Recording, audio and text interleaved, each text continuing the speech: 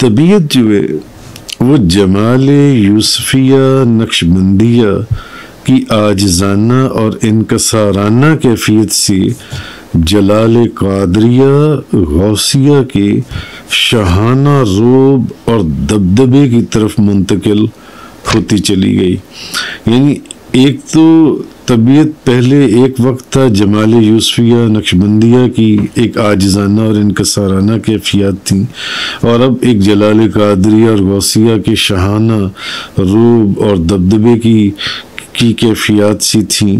اگرچہ اس اچانک تبدیلی سے میں خود بھی حیران تھا بلکہ پریشان بھی تھا، کیونکہ بابا جی سرکار حاجی محمد یوسف علی نگینہ رحمۃ اللہ علیہ سے بیعت کے بعد زندگی کے 25-30 سال نہایت خاموشی اور ٹھنڈی طبیعت میں گزرے. کوئی کیسی بھی غلطی کر جاتا کبھی ڈانٹ کر نہ سمجھایا، اگر کسی کی بات ناگوار گزرتی اسے احساس تک نہ ہونے دیتا. مگر اب 3 جنوری 2011 کے بعد، جس کا بیان شروع کے لیکچرز میں یا بیان میں آپ سن آئیں گے، اب 3 جنوری 2011 کے بعد معاملہ بالکل برعکس ہو چکا تھا. کسی کی معمولی غلط بات یا غلط حرکت بھی طبیعت بے چین کر دیتی، وجود پر ایک جلال کسی کیفیت طاری ہو جاتی.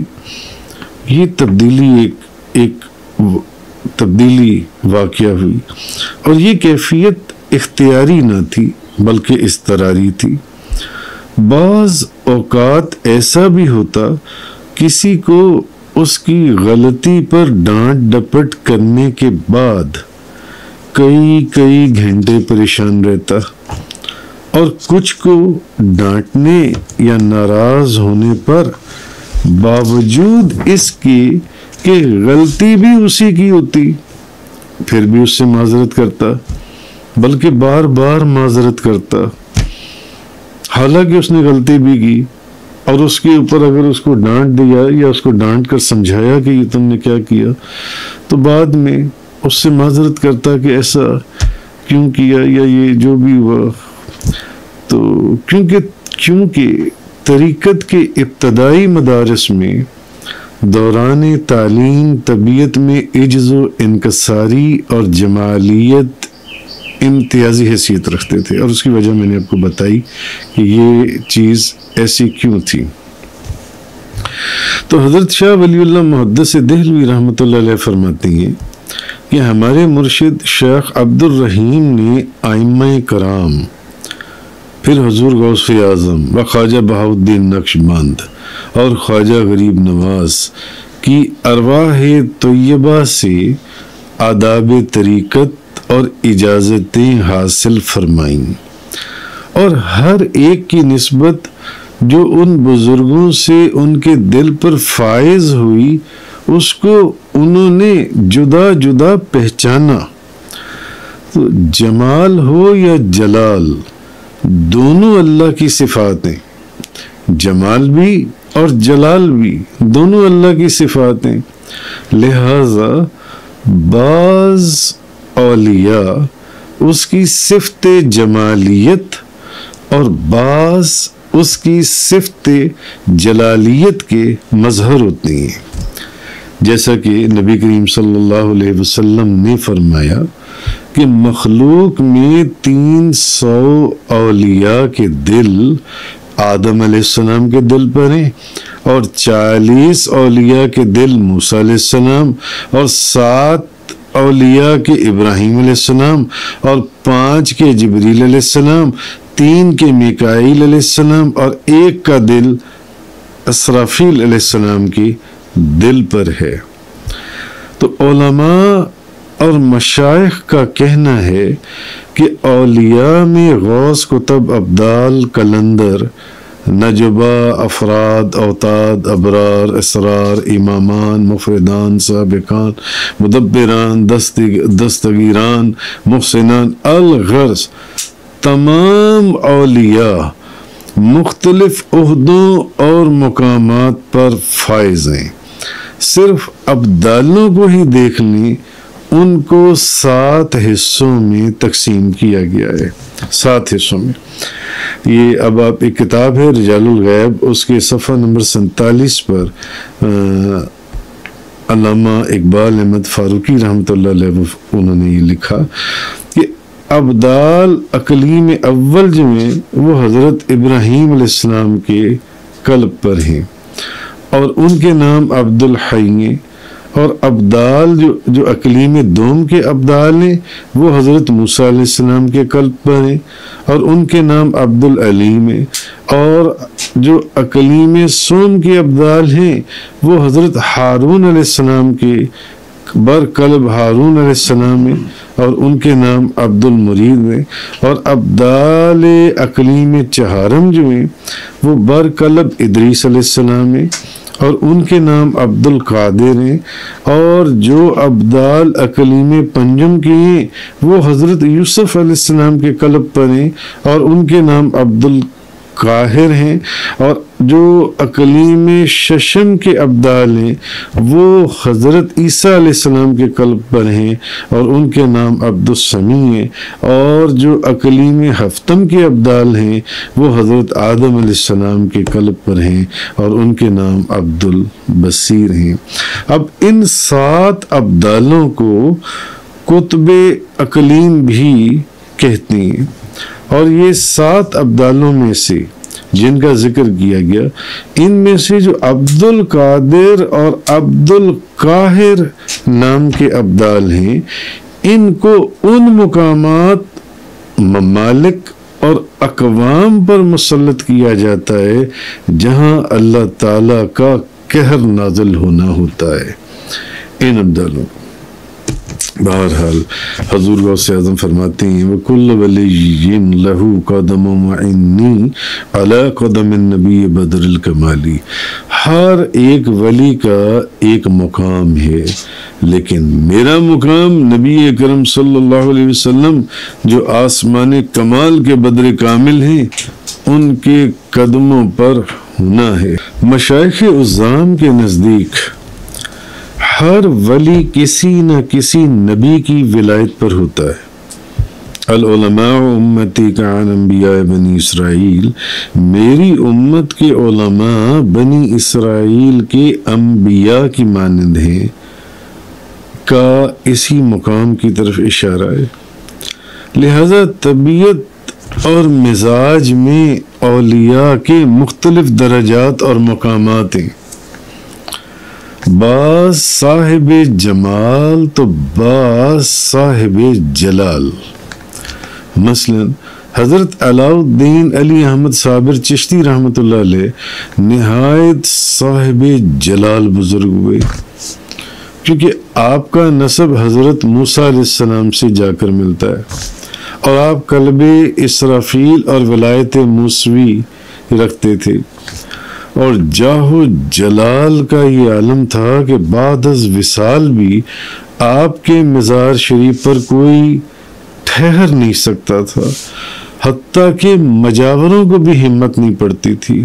اگر پھر بھی کوئی مزار کے قریب جاتا تو ایک جو ہم کتابوں میں بزرگوں سے سنا کہ ایک بجلی اسے جلا دیتی تھی، لیکن جب قطب عالم شاہ عبد القدوس گنگوہی نے کلیر شریف آپ کے مزار پر پہنچ کر یہ عرض کیا کہ مخلوق آپ سے فیض کی طلبگار ہے، اس بجلی کو بند فرما دیں، تو حضرت علی احمد صابر نے فرمایا تمہاری خاطر ہم نے اپنی ذات کی برق کو عالم لامکان میں بند کر دیا اور صفات جمالیہ کو قدر ظاہر کر دیا تاکہ ہر خاص و عام یہاں پہنچ سکے۔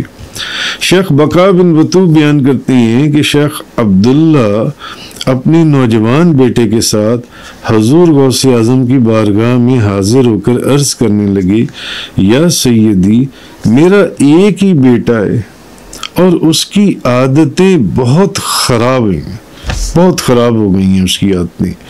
یہ سننا تھا کہ حضور غوث اعظم غصے اور جلال کی کیفیت میں اس نوجوان کو فرمانے لگے، تمہاری حرکتیں اب مجھ تک بھی پہنچنے لگی۔ تو شیخ بقا بن بطو فرماتے ہیں اسی وقت بغداد میں ایک آگ لگی کہ ایک مکان سے بجھاتے تو دوسرے میں پہنچ جاتی۔ تو شیخ بقا کہتے ہیں کہ میں نے جلدی سے حضرت کی خدمت میں عرض کیا کہ اے ہمارے سردار، مخلوق پر رحم فرمائیے۔ چنانچہ آپ کا غصہ ختم ہوتے ہی وہ بلا دور ہو گئی اور آگ سب ٹھنڈی ہو گئی، ٹھنڈی ہوتی چلی گئی جلد سے۔ اسی طرح ایک اور بزرگ جو بڑے صاحب کرامت تھے، وہ یہ دعویٰ کر بیٹھے کہ میرا مقام حضرت یونس علیہ السلام کے مقام سے بھی اوپر ہے۔ اب ان کا ذکر جب حضور غوث اعظم کی مجلس میں کیا گیا تو جلال سے آپ کے چہرے کی رنگت سرخ پڑ گئی۔ ابھی آپ اسی حالت میں تھے کہ دعویٰ کرنے والے بزرگ فوت ہو گئے۔ بعد میں کسی کو خواب میں ملے، فرمانے لگے حضور غوث اعظم کی سفارش اور دعا سے نہ صرف اللہ تبارک و تعالیٰ نے مجھے معاف کر دیا بلکہ حضرت یونس علیہ السلام نے بھی مجھے معاف کر دیا۔ تو ایک مرتبہ آپ سرکار حضور غوث اعظم شیخ عبد القادر جیلانی اپنے مدرسے میں مختلف ممالک کے مشائخ کی موجودگی میں کھانا تناول فرما رہے تھے۔ ایک خادم ایک مرید کو فرمانے لگے تم بھی بیٹھ جاؤ اور تم بھی کھانا کھاؤ۔ وہ کہنے لگا میں تو روزے سے ہوں۔ آپ نے فرمایا کھاؤ، تمہیں ایک روزے کا نہیں، 1 سال کے روزوں کا بلکہ ساری دنیا کے روزوں کا ثواب عطا کیا جائے گا۔ اس کے مسلسل انکار پر کہ نہیں میں تو روزے سے ہوں، کیفیت جلال میں آپ کی غضبناک نگاہ کا اس پر پڑنا تھا کہ وہ زمین پر گرا اور اس کا سارا جسم سوج گیا، یہاں تک کہ خون اس کے جسم سے خون اور پیپ بہنے لگا۔ تو مشائخ عظام جو اس وقت اس جگہ موجود تھے انہوں نے کچھ عرض کرنا چاہا، سفارش کرنی چاہی، لیکن آپ کے غضب اور جلال کے ڈر سے خاموش رہے۔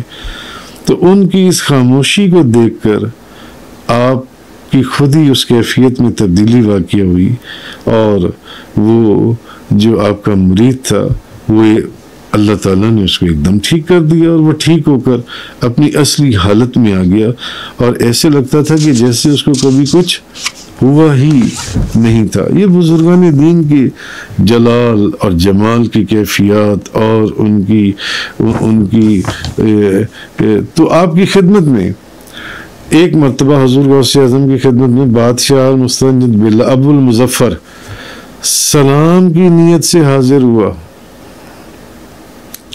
اور نصیحت کے لیے درخواست کی اور بہت ہی عاجزانہ اس نے نہایت عاجزانہ تحفتاً 10 تھیلیاں جواہرات کی آپ کو پیش کی۔ تو حضور غوث اعظم نے فرمایا کہ مجھے ان کی حاجت نہیں ہے، میں ان کی حاجت نہیں رکھتا، اور آپ نے قبول کرنے سے انکار فرما دیا۔ پھر آپ نے ایک تھیلی اپنے دائیں ہاتھ اور دوسری تھیلی اپنے بائیں ہاتھ میں پکڑ کر دونوں تھیلیوں کو نچوڑا تو ان سے خون بہنے لگا۔ آپ نے فرمایا اے ابو المظفر، کیا تمہیں اللہ کا خوف نہیں؟ لوگوں کا خون چوستے ہو؟ خدا کی قسم حضور صلی اللہ علیہ وسلم سے اگر تمہاری نسبت اور رشتہ داری کا لحاظ نہ ہوتا تو میں یہ خون تمہارے گھر تک پہنچا دیتا۔ اب حضور غوث اعظم کی یہ بات جیسے ہی مستنجد باللہ ابو المظفر نے سنی تو وہ بادشاہ جو تھا وہ ڈر اور خوف سے بے ہوش ہو گیا۔ ویسے بھی آپ سرکار کا فرمان ہے فَلَوْ أَلْقَيْتُ سِرِّي فِي بِحَارٍ لَصَارَ الْكُلُّ غَوْرٍ فِي الزَّوَالِ اگر میں اپنا راز دریاؤں پر کھول دوں تو دریاؤں کا پانی زمین میں جذب ہو جائے اور ان کا نام و نشان تک نہ رہے۔ وَلَوْ أَلْقَيْتُ سِرِّي فِي جِبَالٍ لَدُكَّتْ وَاخْتَفَتْ بَيْنَ الرِّمَالِ، اگر میں اپنا راز پہاڑوں پر آشکار کر دوں تو وہ ریزہ ریزہ ہو کر ایسے ریت ہو جائیں کہ ان میں اور ریت میں کوئی فرق نہ رہے۔ وَلَوْ أَلْقَيْتُ سِرِّي فَوْقَ نَارٍ لَخَمِدَتْ وَانْتَفَتْ مِنْ سِرِّ حَالِي، اگر میں اپنا راز آگ پر ظاہر کر دوں تو وہ میرے راز سے ایسی سرد ہو کہ اس کا بھی نام و نشان تک نہ رہے۔ بہرحال پانچویں تبدیلی جو غوث اعظم کے روب ولایت اور شان قادریہ کے ضمن میں روح پذیر ہوئی، اس کو بیان کرنے کا مقصد اور لب لباب یہ جو واقعہ میں آپ کو ایک اور واقعہ بتانے جا رہا ہوں، اس سے آپ کو کچھ سمجھ میں آئے گا کہ ولایت کی دنیا میں بعض صاحب جمال ہیں اور بعض صاحب جلال ہیں، اور اس کی بھی وجہ میں نے آپ کو حدیث پاک سے بتائی کہ نبی کریم صلی اللہ علیہ وسلم نے آپ سرکار نے جو فرمایا کہ بعض اولیاء کے جو حضور جو میں نے پیچھے ابھی بیان کیا کہ مخلوق میں جیسے 300 اولیاء کے دل آدم علیہ السلام پر ہیں، 40 کے موسیٰ علیہ السلام، 7 کے ابراہیم علیہ السلام، 5 کے جبریل، 3 کے میکائیل اور 1 کا اسرافیل کے دل پر۔ اس کی وجہ سے ان کیفیات کا ظہور ہوتا ہے۔ ہر ولی کی ولایت اور اس کے تصرفات اور اس کی کیفیات کے اندر وہ جلال اور جمال کی کیفیات ان انبیاء کی کیفیات سے یا اس کی وجہ سے وہ آگے ٹرانسفر ہوتی ہیں۔ تو حضرت شاہ عبدالعزیز محدث دہلوی کے زمانے میں کتابوں میں لکھا ہے کہ بر صغیر پاک و ہند میں سیاسی، ابتری اور معاشرتی ناہمواریوں کا بڑا زور تھا۔ تو شاہ عبدالعزیز محدث دہلوی کے پاس ایک شخص نے عرض کی کہ حضور مجھے یہ تو بتائیں کہ آج کل دلی کا قطب کون ہے؟ آپ نے فرمایا کہ دلی سے باہر فلاں سڑک کے کنارے ایک گھنے سایہ دار درخت کے نیچے ایک بوڑھا آدمی خربوزے بیچ رہا ہے۔ آج کل وہی دلی کا قطب ہے۔ دوسرے دن وہ شخص خربوزے بیچنے والے کے پاس جا پہنچا اور ایک خربوزے کی قیمت پوچھی۔ بابا جی نے کہا 1 اکنی۔ اس نے اکنی دی اور خربوزہ اٹھا کر چھری سے چیرا اور چکھ کر کہنے لگا بابا یہ خربوزہ تو پھیکا ہے۔ بابا جی کہنے لگے اور لے لو، اس کو ایک طرف رکھ دو۔ اس نے دوسرا اٹھایا، کہنے لگا بابا اس خربوزے سے تو بو آ رہی ہے۔ بابا جی کہنے لگے چلو اس کو بھی ایک سائڈ پہ رکھ دو، تم تیسرا اٹھا لو۔ اس نے تیسرا اٹھایا، اس کو کاٹا، کہنے لگا بابا یہ بھی خراب ہے۔ فرمایا اچھا اس کو بھی رکھ دو اور دوسرا لے لو۔ یعنی اس شخص نے ایک ایک کر کے بابا جی کی ریڑھی کے سارے خربوزے خراب کر دیے، اور پھر اوپر سے کہنے لگا کہ بابا تم نے تو مجھے لوٹ لیا، میری یہ کنی بھی لے لی۔ بابا جی کہنے لگے کہ اچھا چلو اپنی یہ کنی بھی واپس لے لو، شاید میرے خربوزے آج اچھے نہیں تھے، میں اچھے خربوزے نہیں لا سکا۔ وہ شخص سارے خربوزے خراب کر کے اپنے پیسے بھی جیب میں ڈالے اور وہاں سے چلتا بنا۔ حضرت شاہ عبدالعزیز محدث دہلوی کو جا کر کہنے لگا جب دلی کا قطب ایسا ہے تو پھر یہ جو آج کل دلی میں افراتفری، چور چکاری اور بے شمار جو سیاسی ابتری اور معاشرتی ناہمواریوں کا یہ تو پھر ایسا تو ہونا ہی تھا۔ اچھا چند سال گزرنے کے بعد احمد شاہ ابدالی افغانستان سے اٹھ کر پنجاب کو رونتا ہوا دلی پر حملہ آور ہوا۔ اس نے ملک میں نظم و نسق کے مسئلے کو درست کیا، جو چوری کرتا اس کا ہاتھ کاٹ دیتا، جو قتل کرتا اس کو پھانسی پر لٹکا دیتا، جو زیادتی کرتا اسی وقت سے سزا دیتا۔ ان دنوں دلی میں امن و امان قائم ہو گیا۔ اچھا وہ شخص اتفاق سے انہی دنوں پھر حضرت شاہ عبدالعزیز محدث دہلوی کے پاس ان کی خدمت میں حاضر ہوا. کہنے لگا حضرت آج کل دلی کا کتب کون ہے؟ آپ فرمانے لگے جامعہ مسجد دلی کی سیڑھیوں پر ایک بوڑھا آدمی مشیزہ اٹھائے نماز جنازہ کے بعد، نماز جمعہ کے بعد نمازیوں کو پانی پلاتا نظر آئے گا. وہ آج کل دلی کا کتب ہے.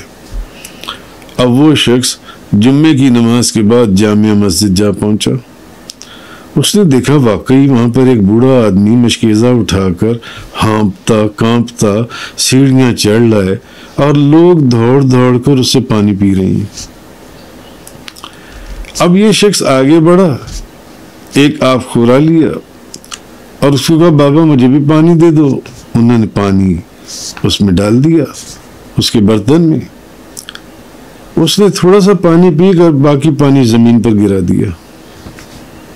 اس شخص نے، بابا جی نے ایک زوردار تماچا اور چپیڑ اس کے منہ کے پر ماری اور فرمانے لگے کیا مجھے بھی تم نے خربوزے والا سمجھ رکھا ہے؟ دفع ہو جاؤ. اور مولوی عبدالعزیز کو کہنا کہ تیرے جیسے بےہودہ لوگوں کو میرے پاس نہ بھیجا کرے. تو کہنے کا مقصد یہ، مثال دینے کا مقصد یہ تھا، سمجھانے کا کہ روحانیت کی دنیا میں، ولایت کی دنیا میں بڑے عجیب و غریب اسرار اور راز و نیاز کی باتیں اور چیزیں چلتی ہیں. مگر وہ حدیث مبارکہ سے آپ سمجھ گئے ہوں گے جو میں نے آپ کو سنائی کہ نبی کریم صلی اللہ علیہ وسلم نے فرمایا کہ مخلوق میں 300 اولیاء کے دل آدم علیہ السلام پر، 40 کے موسیٰ علیہ السلام پر، 7 کے، وہ جو ساری حدیث میں نے آپ کو پیچھے سنائی جو ان سی ہے.